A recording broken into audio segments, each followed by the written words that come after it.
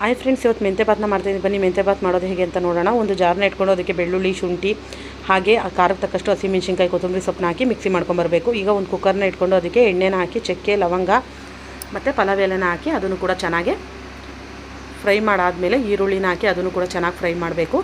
ಈಗ ಮೆಂತ್ಯ ಸೊಪ್ಪನ್ನ ಹಾಕ್ತಾಯಿದ್ದೀನಿ. ಇದು ಆರೋಗ್ಯಕ್ಕೆ ತುಂಬ ಒಳ್ಳೆಯದು ಫ್ರೆಂಡ್ಸ್. ಮೆಂತ್ಯ ಸೊಪ್ಪನ್ನ ಹಾಕಿ ಚೆನ್ನಾಗಿ ಫ್ರೈ ಮಾಡಿ ಆದಮೇಲೆ ಅದಕ್ಕೆ ನಾವು ಮಿಕ್ಸಿ ಮಾಡಿ ಇಟ್ಕೊಂಡಿದ್ವಲ್ಲ ಆ ಮಸಾಲೆನ ಹಾಕಿ, ಟೊಮೊಟೊನ ಹಾಕಿ, ಸ್ವಲ್ಪ ಉಪ್ಪನ್ನ ಹಾಕಿ ಚೆನ್ನಾಗಿ ಫ್ರೈ ಮಾಡಬೇಕು. ಈಗ ಸ್ಮೂತ್ ಆದಮೇಲೆ ಟೊಮೊಟೊ ಮೊಸರನ್ನ ಹಾಕಿ ಅದನ್ನು ಕೂಡ ಚೆನ್ನಾಗಿ ಫ್ರೈ ಮಾಡಾದಮೇಲೆ ಈಗ ನಾನು 1.5 ಲೋಟ ಅಕ್ಕಿ ತೊಗೊಂಡಿದ್ದೆ. ಅದಕ್ಕೆ ನಾನು 3 ಲೋಟ ನೀರನ್ನ ಹಾಕ್ತಾಯಿದ್ದೀನಿ. ನೀರು ಚೆನ್ನಾಗೇ ಕುದಿ ಬರಬೇಕು. ಈ ಥರ ಕುದಿ ಬರಬೇಕಾದ್ರೆ ನಾವು ತೊಳೆದಿಟ್ಟಿರುವಂಥ ಅಕ್ಕಿನ ಹಾಕಬೇಕು. ಅಕ್ಕಿ ಹಾಕಾದ್ಮೇಲೂ ಕೂಡ ನಾವು ಒಂದು 2-3 ಕುದಿ ಚೆನ್ನಾಗಿ ಬರಬೇಕು. ಆವಾಗ ಕಲರ್ ಕೂಡ ಚೆನ್ನಾಗಿ ಬರುತ್ತೆ.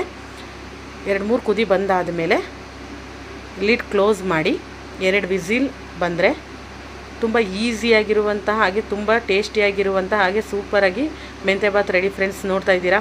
ಈ ವಿಡಿಯೋ ನಿಮಗೆ ಇಷ್ಟ ಆದರೆ ಒಂದು ಲೈಕ್ ಕೊಡಿ, ಹಾಗೆ ನನ್ನ ಚಾನಲ್ನ ಸಪೋರ್ಟ್ ಮಾಡಿ ಫ್ರೆಂಡ್ಸ್. Thank you.